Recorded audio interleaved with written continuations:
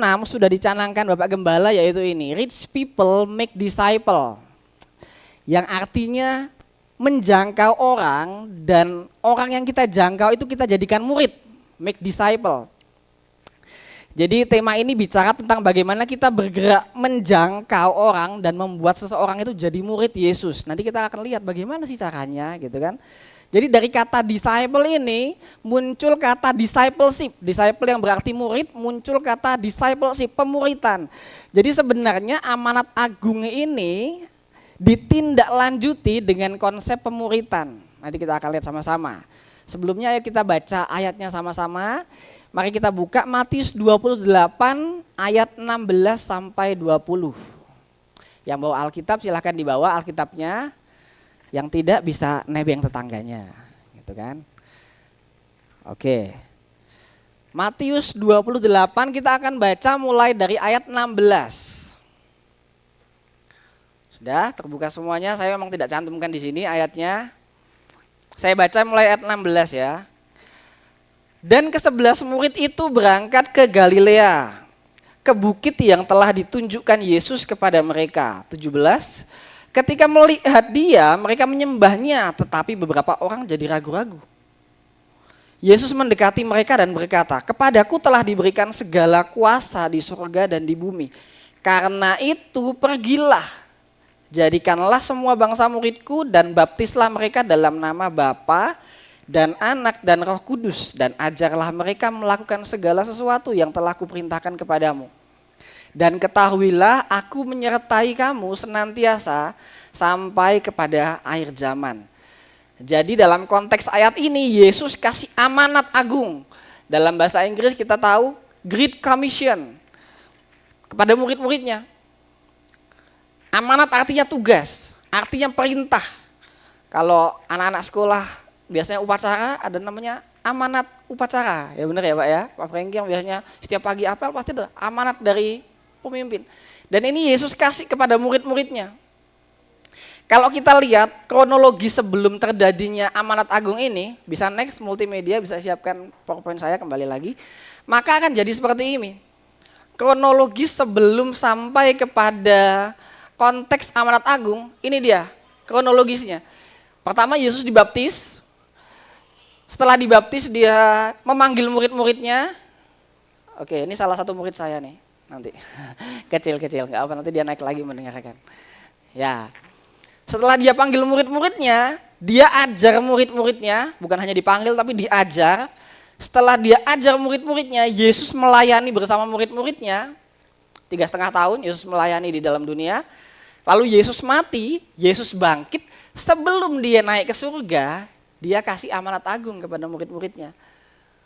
Jadi amanat agung ini adalah pesan terakhir Yesus. Bisa dibayangkan kalau orang kasih pesan terakhir itu kan penting gitu kan ya Bapak Ibu ya. Ada surat wasiat, walaupun ini surat wasiatnya bukan mau meninggal tapi mau ke surga gitu. Yesus kasih pesan terakhir, last order. 2 minggu lalu Bapak Gembala sudah khotbah tentang last order, bagaimana Yesus kasih pesan terakhir ini kepada murid-muridnya. Jadi ini adalah pesan terakhir sebelum Yesus naik ke surga. Saya mau baca lagi apa sih yang jadi amanat agung ini. Mulai dari 18b, ini sudah saya catat kalau ini, bisa next. PowerPoint saya aja. 18b, balik ke PowerPoint, oke. Kepadaku telah diberikan segala kuasa di surga dan di bumi. Nah ini amanat agungnya, ini kata-kata Yesus kepada murid-murid. Karena itu pergilah, jadikanlah semua bangsa muridku dan baptislah mereka dalam nama Bapa dan Anak dan Roh Kudus, dan ajarlah mereka melakukan segala sesuatu yang telah kuperintahkan kepadamu. Dan ketahuilah aku menyertai kamu senantiasa sampai kepada akhir zaman. Sadar atau tidak Bapak Ibu, seringkali kalau kita baca ayat ini tuh kita bahas pemuritan, kita bahas menjangkau orang, bahas tentang misi. Maka kita fokusnya hanya kepada 4 kata kerja yang disebutkan di atas. Kalau kita lihat di sini ada 4 kata kerja yang disebutkan Yesus dalam amanat agung. Pertama apa? Pergilah, jadikanlah, baptislah, dan ajarlah. Ketika kita baca ayat ini, kita hanya fokusnya kepada 4 kata kerja ini nih. Bagaimana kita pergi, bagaimana kita menjadikan orang, gimana caranya? Next. Tahun 2026 temanya adalah Rich People Make Disciple. Maka muncul nih pertanyaan-pertanyaan ini. Muncul kata-kata ini, ayo kita pergi menjangkau orang di luar sana. Tema tahun ini wah semangat banget nih. Menjadikan murid-murid orang-orang di luar sana murid Yesus. Ayo kita memuridkan orang lain. Lalu muncul pertanyaan, mau pakai modul apa? Mau pakai cara seperti apa untuk kita memuridkan orang lain? Gimana caranya? Apa yang akan kita lakukan? Apa langkah awalnya? Maka pertama kita akan berpikir seperti ini. Memang sikap ini tidak salah, pemikiran ini tidak salah. Karena untuk melakukan pemuritan, untuk menjangkau orang perlu semangat juga gitu kan. Perlu api, perlu ayolah kita berkobar-kobar. Karena perintah Tuhan juga harus dilakukan. Bahaya juga kalau kita tidak punya sikap ini. Kita cuek dan skeptis, apa sih pemuritan, apa sih amanat agung. Bahaya juga kalau kita cuek gitu kan. Tapi seringkali kita berpikir seperti ini adalah langkah awal. Tapi sebenarnya ada satu pertanyaan yang harus kita renungkan sama-sama sebelum kita bergerak menjalankan tugas ini. Apa pertanyaan itu? Bisa next.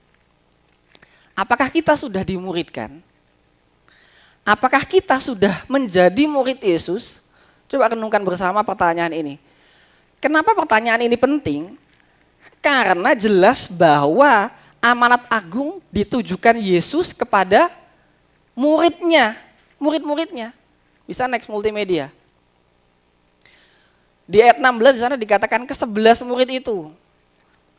Loh, murid Yesus kan ada 12, Pak. Murid Yesus kan ada 12, Mas Vigo. Kok ini ditulis cuma 11 aja? Iya, yang satu Yudas udah bunuh diri. Dia udah kalah duluan, bunuh diri. Jadi di sini dikatakan ke-11 murid itu. Sehingga satu syarat yang harus dipenuhi sebelum melakukan pemuritan adalah kita harus jadi murid dulu. Karena kembali lagi dalam konteks amanat agung, Yesus kasih pesan kepada murid-muridnya untuk mereka melakukan amanat agung. Nah, sebelum lebih jauh kita melangkah, kita akan melihat ada dua sudut pandang untuk melihat amanat agung ini.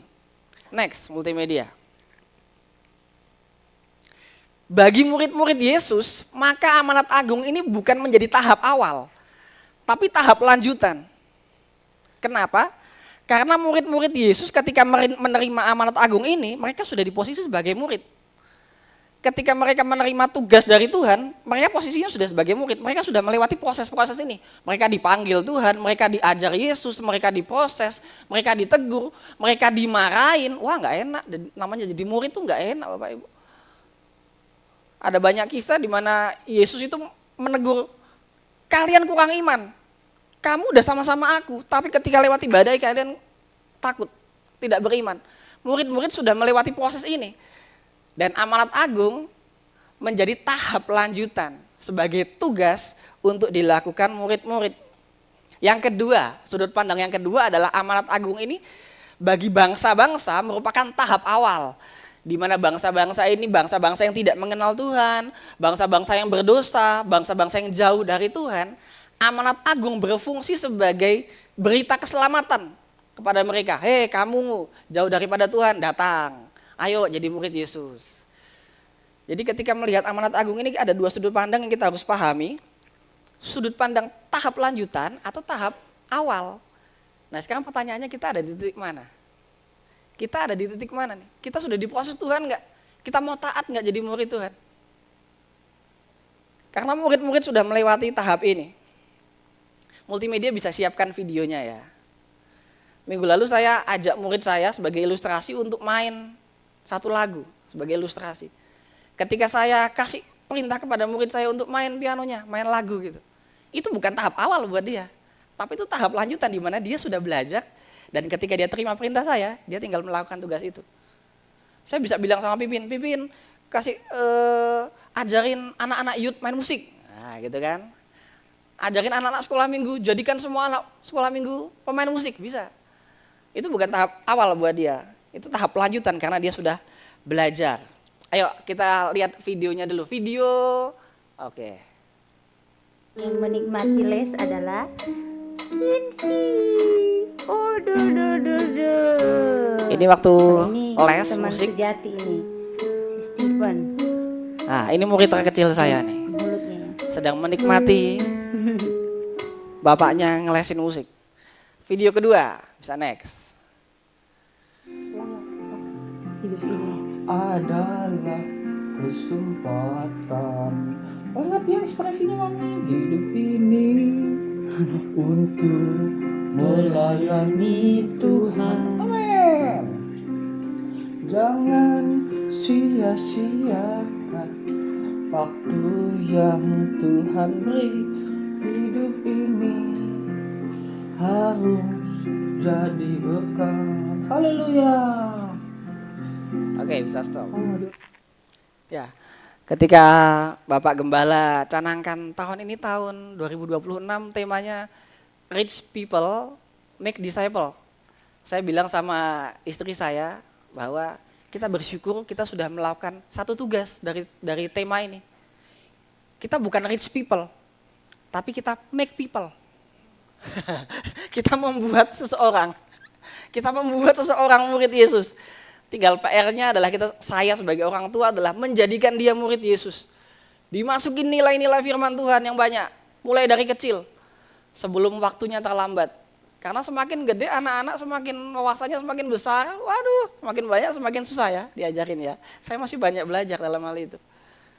Jadi sejak kecil saya ajar, ayo ke gereja ibadah, ayo memuji Tuhan, ayo setiap pagi kita doa dulu sebelum beraktivitas.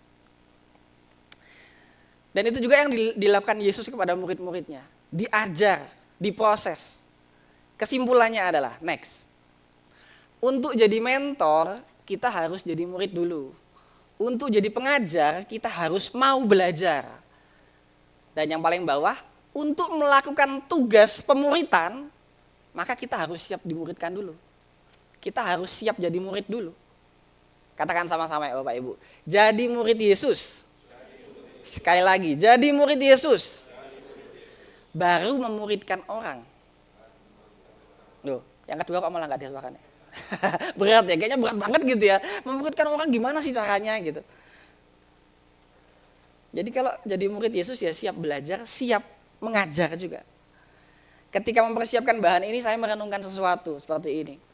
Bahwa di amanat agungnya Yesus bilang jadikan semua bangsa muridku. Skalanya gede nih. Skupnya, jangkauannya besar nih. Jadikan semua bangsa muridku. Dan ketika merenungkan bagian ini, saya muncul satu pertanyaan. Kenapa Tuhan tidak kasih amanat ini kepada para raja, para pembesar, para orang-orang yang punya pengaruh, yang punya power? Kenapa untuk mensukseskan amanat ini Tuhan kasih pesannya kepada murid-murid? Saya tuh dulu pernah belajar sejarah di mana kekaisaran Yunani ada orang namanya Alexander the Great. Nah, mungkin ini sudah banyak yang tahu ya. Bisa next multimedia. Yunani menguasai dunia. Yunani ini menjajah banyak sekali wilayah dunia. Salah satunya Israel. Dalam konteks ini salah satunya Israel. Jadi kenapa perjanjian baru Alkitab kita ini bahasa aslinya bahasa Yunani? Itu adalah dampak di mana Alexander the Great ini memberlakukan suatu kebijakan di mana semua wilayah jajahannya harus mengikuti budaya Yunani. Salah satunya bahasa Yunani. Jadi penulisan perjanjian baru itu pakai bahasa asli, bahasa Yunani. Dampak dari ini, Alexander the Great yang memberlakukan peraturan seperti itu. Dan ketika dihubungkan kepada konteks amanat agung ini, kembali lagi, kenapa Tuhan tidak pakai para pembesar ya? Kenapa Tuhan tidak pakai orang-orang yang benar-benar punya pengaruh, punya power untuk melakukan ini? Kenapa tidak pakai raja aja gitu loh? Kenapa tidak pakai kaisar Romawi? Waktu Yesus hidup, kekaisaran Yunani sudah runtuh dan dikalahkan oleh Romawi. Kaisar Romawi yang memimpin. Kenapa tidak Tuhan kasih perintah ini kepada Kaisar Romawi untuk menjadikan seluruh bangsa ini menjadi murid Yesus? Dampaknya luar biasa loh. Ketika kita lihat Alexander the Great ini. Tapi ketika saya merenungkan bagian ini, maka jawabannya ada pada ayat 20. Yuk bisa next yuk multimedia. Nah ini ayat-ayat yang sudah kita baca tadi. Saya bacakan lagi ya. Karena itu pergilah, jadikanlah semua bangsa muridku dan baptislah mereka dalam nama Bapa dan Anak dan Roh Kudus, dan ajarlah mereka melakukan segala sesuatu yang telah, ini kuncinya nih di sini nih. Kuncian di sini. Yang telah kuperintahkan kepada kamu. Dan ketahuilah aku menyertai kamu senantiasa sampai akhir zaman. Satu kata ini aja penting banget nih Bapak Ibu artinya nih. Satu kata ini telah. Telah kan berarti sudah melewati proses. Jadi pertanyaan saya terjawab, kenapa Tuhan tidak pakai para pembesar saja? Ya karena para pembesar ini belum melewati proses untuk diajar sebagai murid. Tuhan pakai murid-muridnya karena jelas ini. Aku sudah mengajarin kamu, aku sudah memproses kamu. Sekarang apa yang sudah aku ajarkan kepada kamu, ajarin kepada orang lain. Pergi. Tuhan mau melakukan tugas itu dengan orang-orang yang telah dimuridkan. Telah diajar Tuhan, telah belajar, telah mengalami perjumpaan dengan Tuhan. Apalagi Bapak Ibu bisa sebutkan satu-satu, banyak sekali. Telah artinya sudah melewati. Pertanyaan selanjutnya adalah, next. Telahkah kita menjadi murid Yesus? Sudahkah kita menjadi murid Yesus? Sudahkah kita taat untuk belajar? Sudahkah kita taat ketika kita ditegur, maka kita, oh iya aku salah, aku perlu berubah. Oh aku ditegur sama leader KFC tentang hal ini, aku harus berubah. Tuhan ampuni aku mau belajar, kasih aku kerendahan hati. Sudah nggak kita memposisikan diri sebagai murid Yesus? Lalu pertanyaan selanjutnya adalah, bagaimana caranya menjadi murid Yesus, Pak? Gimana caranya Tuhan ngajar kita? Gimana caranya kita menjadikan kita sebagai murid Yesus, diri saya ini sebagai murid Yesus? Apakah saya harus belajar teologi dulu? Oh sampai S3, sampai gelar tertentu. Apakah saya harus jadi pendeta dulu? Apakah saya harus jadi orang yang berpengaruh dulu lalu disebut murid Yesus? Tidak. Kembali lagi kita kepada konsep Yesus mengajar murid-muridnya. Tiap hari itu murid-murid Yesus itu diajar Yesus secara sadar atau tidak sadar, secara langsung. 3,5 tahun Yesus melayani, 3,5 tahun Yesus mengajar, murid-muridnya tuh nebeng terus kemana-mana gitu. Banyak hal di mana Yesus tuh ngajarin murid-muridnya dari hal-hal yang besar sampai hal-hal yang paling sepele. Next, multimedia. Nah ini, Yesus ngajarin murid-muridnya kalau berdoa itu seperti ini. Gak usah panjang-panjang doa, to the point ini intinya. Kalau berdoa masuk kamar, intinya jangan berdoa untuk dilihat orang. Tuhan juga mengajari mengasihi, mengampuni, rendah hati, belas kasihan. Ini banyak hal nih. Dari hal-hal yang teoritis sampai hal-hal yang praktis. Waktu, Tuhan mengajarin tentang perumpamaan. Banyak hal. Jangan khawatir, kalian beriman. Bahkan ketika melewati badai kalian beriman. Aplikasinya adalah kabar baiknya, apa yang Yesus ajarkan kepada murid-muridnya di sini, diajarkan juga kepada kita. Bukankah setiap hari kita juga belajar tentang hal-hal ini? Bagaimana kita belajar mengasihi orang lain, bagaimana kita belajar bersyukur, bagaimana kita belajar jangan khawatir, walaupun mungkin pemasukan lagi seret-seretnya, aduh, berkat Tuhan lagi minim pas-pasan, jangan khawatir. Belajar rendah hati, belajar mengampuni orang lain, belajar berdoa. Jadi menjadi murid Yesus itu bukan tentang status, tapi tentang cara hidup. Ini definisinya menjadi murid Yesus adalah kita belajar tentang hal ini. Kita mau taat untuk diubah setiap hari. Dalam bahasa Inggris tidak dipakai kata student, tapi dipakai kata disciple. Dalam Amanat Agung itu dipakai kata disciple, bukan pakai kata student.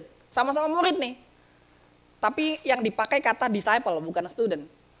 Menurut saya student itu adalah status, ya kan? I'm a student, gitu kan? Saya berstatus sebagai murid. Tapi disciple itu bicara tentang sikap hati yang mau berubah. Sikap hati yang mau taat mendengarkan nasihat gurunya dan mau berubah. Sikap hati. Muncul pertanyaan selanjutnya, apakah saya harus dimuridkan dulu sebelum memuridkan orang lain? Jawabannya iya. Alkitab yang mencatat, Pertanyaan selanjutnya lagi, apakah saya harus sempurna dulu untuk memuridkan orang lain? Saya masih berantakan, Pak. Saya masih hidupnya masih nggak bener. Kayaknya nggak bisa lah kalau ngomongin memuridkan orang lain, ngajarin orang lain. Saya belum bisa, hidup saya belum sempurna. Kalau kita lihat ketika Yesus bilang amanat agung ini kepada murid-muridnya, ketika Yesus bilang, jadikan, pergi, baptis, ajar seluruh orang jadi muridku. Ketika Yesus bilang ini kepada murid-muridnya, apakah murid-muridnya sudah sempurna? Tentu saja tidak. Yesus itu Allah 100%, manusia 100%. Dia manusia yang sempurna karena dia juga Allah, tapi murid-muridnya ini hanya manusia aja. Manusia yang tidak luput dari kesalahan. Murid-muridnya murid-murid yang tidak sempurna. Murid-murid ini kalau jauh dari Yesus, mereka hanya seperti butiran debu. Ya kan? Ada lagu, aku terjatuh dan tak dapat bangkit lagi. Ya iya karena tidak dengan Yesus. Aku tanpamu butiran debu, ya karena nggak sama Yesus. Kayak gitu. Manusia biasa murid-murid ini. Perlu Yesus untuk jadi kekuatan. Jadi murid-murid Yesus adalah bukan orang-orang yang sempurna. Sehingga poinnya adalah kesempurnaan bukan standar pemuritan. Jangan tunggu jadi sempurna dulu untuk memuridkan orang lain. Jangan tunggu dulu lah Pak. Aku tak benerin hidupku dulu. Aku tak cari uang dulu, banyak uang dulu baru aku bisa memuridkan orang lain. Karena faktanya Bapak Ibu, kalau kita ngejar kesempurnaan, maka kita nggak akan pernah jadi sempurna. Kalau kita menunggu titik sempurna itu datang dalam hidup kita, faktanya adalah kita tidak akan mencapai titik kesempurnaan itu. Karena kesempurnaan hanya milik Allah SWT.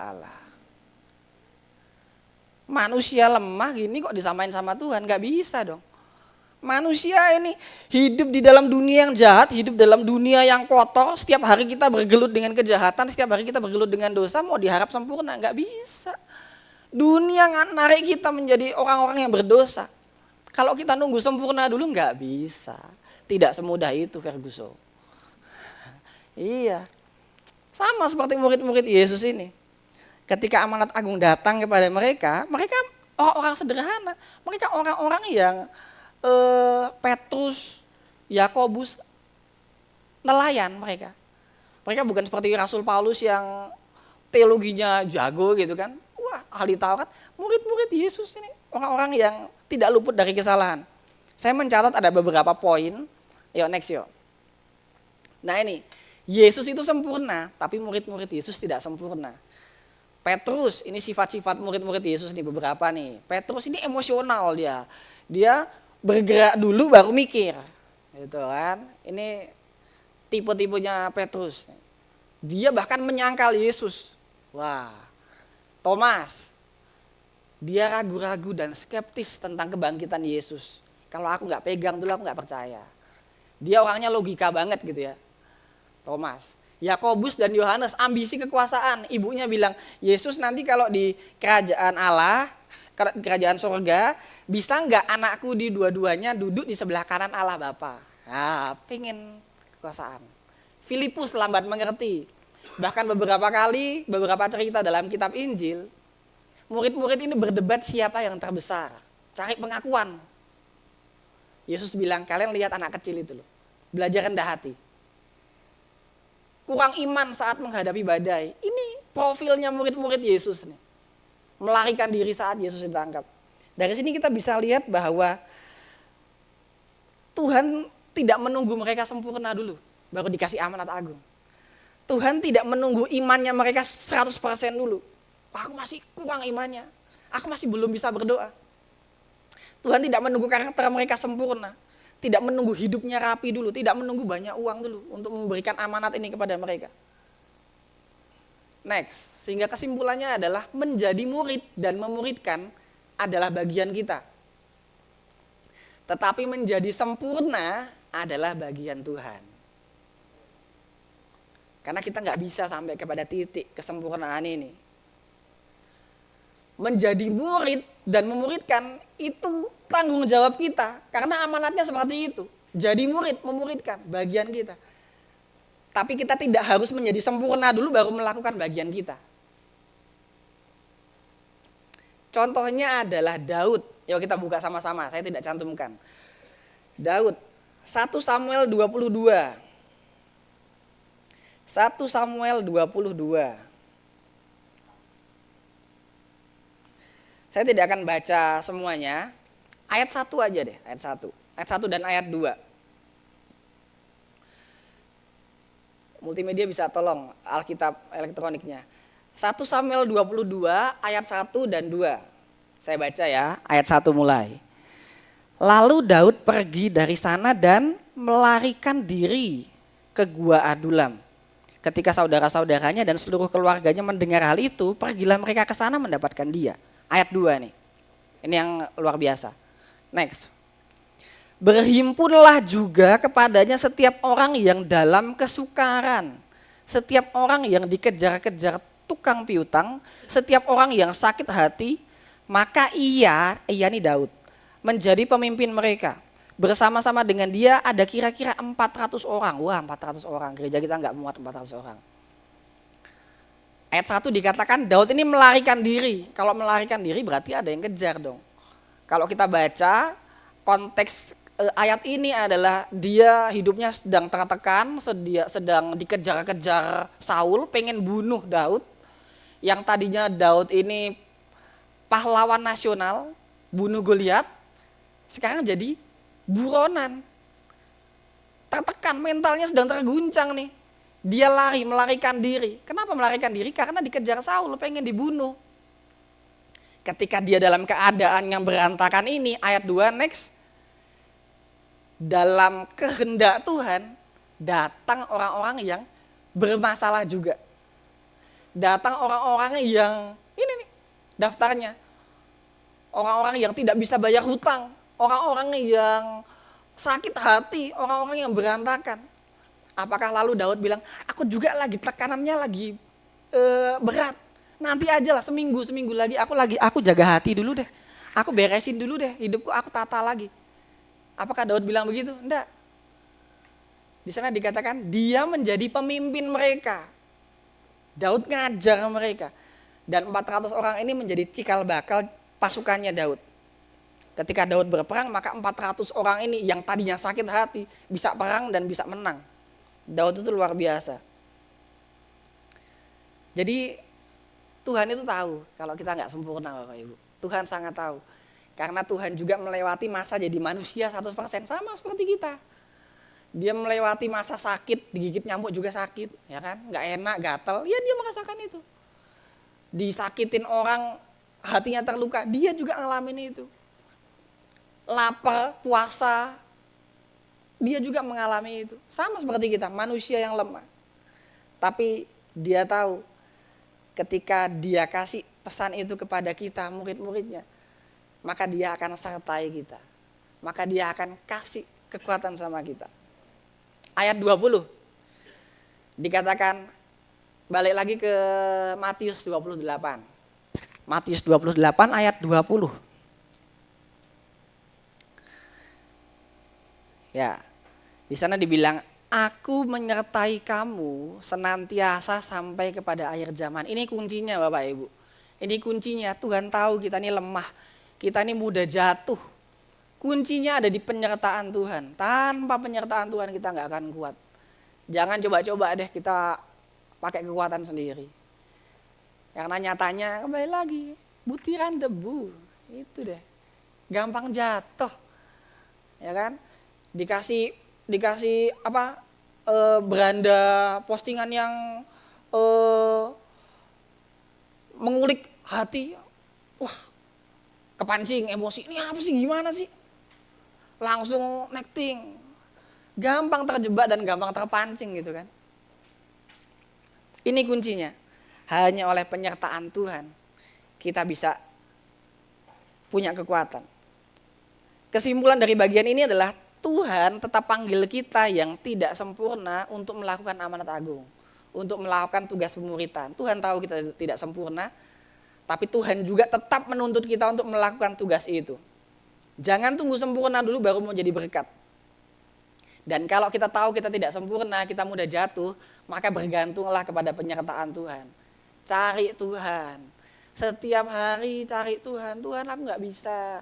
Aku nggak bisa Tuhan. Aku lemah Tuhan Yesus. Aku butuh kekuatan dari Tuhan. Poin terakhir. Tidak ada di multimedia. Nggak apa ditampilkan ini aja, nggak apa. Saya sampaikan poin terakhir. Kepentingan pemuritan. Mungkin ada dari Bapak Ibu yang berpikir, apa sih kepentingannya? Kenapa saya harus melakukan pemuritan? Buat apa saya melakukan pemuritan? Memuridkan orang lain, mengajar orang lain. Buat apa sih? Kepentingannya apa buat saya? Apa sih dampaknya buat saya? Saya kembali kepada kitab Kejadian, di mana manusia pertama kali itu diciptakan Tuhan, diciptakan istimewa, kudus, hidup bersekutu dengan Tuhan. Dan dalam kitab Kejadian dikasih amanat untuk menaklukkan dan berkuasa atas bumi. Ini amanat pertama Tuhan kepada manusia. Berkuasa atas bumi bukan hanya berlaku kepada hewan dan kepada tumbuhan. Kita baca dulu deh. Saya buka ya. Kejadian pasal 1, yuk kita buka yuk. Kejadian pasal 1 ayat 28. Kejadian 1 ayat 28. Ini saya nggak cantumkan di PowerPoint, kita bisa simak saja. Kejadian 1 ayat 28 dikatakan Allah memberkati mereka. Lalu berfirman kepada mereka, ini amanat pertama Tuhan kepada manusia. Beranak cuculah dan bertambah banyak, penuhilah bumi dan taklukkanlah semuanya itu. Berkuasalah atas ikan-ikan di laut dan burung-burung di udara dan atas segala binatang yang merayap di bumi. Jadi ketika Tuhan kasih amanat untuk menaklukkan bumi, bukan hanya kepada hewan dan kepada tumbuhan. Amanat pertamanya adalah beranak, saya tunjuk dia ya. Nah, itu anak saya tuh. Beranak dan bercucu, saya belum bercucu. Pak Gembala udah bercucu. Nah, gitu. Amanatnya itu beranak dan bercuculah. Jadi sebenarnya pemuritan, amanat agung menjadikan semua bangsa itu murid Yesus itu adalah rencana Tuhan dari awal. Rancangan Tuhan dari awal. Bagaimana Tuhan itu ingin mengembalikan dunia, mengembalikan bumi, ciptaannya yang kudus, ciptaannya yang dekat dengan Tuhan. Tuhan ingin mengembalikan standar itu gitu loh. Sejak Kejadian pemuritan sudah ada. Gimana caranya Bapak Ibu? Caranya adalah Adam dan Hawa harus menurunkan nilai-nilai rohani kepada generasi selanjutnya. Kalau kita lihat budaya Israel, Bapak Ibu, di Perjanjian Lama ada dikatakan bahwa orang Israel itu terbiasa mendengarkan firman Tuhan dan mengajarkan berulang-ulang. Itu di mana ya? Saya lupa. Ulangan ya, di Ulangan. Di Ulangan berapa dikatakan ketika kamu tidur ajarkan, ketika kamu makan ajarkan kepada anak-anakmu, ketika dalam perjalanan ajarkan, ulang-ulang, ajarin ulang-ulang sampai masuk ngelotok di kepala gitu. Bagaimana para orang tua ini mengajarkan firman Tuhan kepada generasi-generasi bawahnya. Jadi aplikasinya adalah pemuritan paling sederhana dimulai dari keluarga. Pemuritan paling sederhana dimulai dari keluarga. Bagaimana ayah dan ibu itu bersatu mendidik anaknya dalam kebenaran. Kalau enggak dididik, anak-anak bakal kalah sama gadgetnya ini yang setiap hari dilihat terus nih. Bahaya Bapak Ibu. Dilihat TikTok seperti apa, waduh, postingan-postingan yang bikin mereka terpancing gitu ya. Kalau Bapak Ibu tidak bisa melakukan 4 kata kerja tadi, pergi, jadikan, baptis. Saya bukan gembala, saya bukan pendeta, saya nggak bisa baptis orang Pak, nggak bisa. Setidaknya Bapak Ibu bisa mengajar anak-anak untuk menjadi anak-anak yang takut akan Tuhan. Mungkin orang-orang tua yang sudah mbah-mbah, sudah opa-opa, nenek-nenek, nggak bisa kemana-mana, sudah di ranjang aja, sudah di tempat tidur saja. Nggak bisa pergi kemana-mana, nggak bisa melakukan apa-apa. Tapi setidaknya opa-opa, oma-oma ini masih bisa mengajar cucu-cucunya untuk datang kepada Tuhan. Diingetin berdoa nak, diingetin ayo baca Alkitab, ayo sekolah minggu, nah gitu kan. Jadi kembali lagi pemuritan paling sederhana dimulai dari sebuah keluarga. Saya juga masih banyak belajar. Bukan berarti yang berdiri di sini, yang di mimbar ini sudah sempurna, oh enggak. Saya sama seperti Bapak Ibu yang masih banyak belajar dan belum sempurna. Kita sama-sama belajar. Karena ketika bicara tentang pemuritan, maka itu proses yang terjadi setiap hari. Bagaimana kita diajar, ditegur, diproses, pertanyaannya mau taat apa enggak? Mau taat berubah atau enggak? Kesimpulan, pemuritan dimulai dari hal-hal yang sederhana dalam hidup. Misalnya kesaksian, kebaikan Tuhan. Ya kan? Melakukan kebaikan kepada orang lain. Taat, setia. Orang-orang di luar sana gampang mengeluh tentang hidup ini. Wah iya ya, ekonomi sekarang susah ya, makanan susah ya. Aduh, isinya keluhan terus. Tapi ketika kita bisa jadi dampak mereka, ayo bersyukur. Kamu hidup aja itu udah anugerah. Kamu bisa bangun pagi aja udah anugerah. Nah itu kita sedang memuridkan mereka dengan hal-hal yang sederhana itu. Jadi pemuritan bukan bicara tentang modul tertentu. Pemuritan bukan bicara tentang bagaimana kita jadi orang yang teologi banget. Jadi pendeta yang menjangkau banyak orang ke gereja. Tidak. Tapi pemuritan bicara tentang hal-hal sederhana yang bisa kita lakukan setiap hari sebenarnya. Kita bersaksi. Kita bisa menunjukkan bagaimana Tuhan hidup dalam kita. Karena saya jadi ingat kemarin ngobrol-ngobrol sama seseorang bahwa pendeta itu terbatas ngomongnya hanya di mimbar saja. Tapi Bapak Ibu yang kerja di kantor, di sekolah, di mana-mana, itu justru punya akses lebih banyak kepada orang-orang gitu loh. Di grup WhatsApp, nah ya kan? Ada yang dibilang bakul puji Tuhan, wah luar biasa. Dari situ itu sudah status yang bagus gitu. Kita dipandang sebagai wah ini anaknya Tuhan nih. Itu saya diberkati sekali gitu. Bagaimana hidup kita itu jadi berkat untuk orang lain. Jadi kembali lagi bahwa ayo lakukan tugas kita memuridkan orang lain. Dengan cara yang sederhana sekalipun. Tidak perlu yang muluk-muluk. Tapi lakukan bagian kita kecil. Tahap demi tahap. Dan kita akan menggenapi amanat yang Tuhan kasih ke dalam hidup kita. Amin firman Tuhan, saya kembalikan kepada Pak Hari. Haleluya.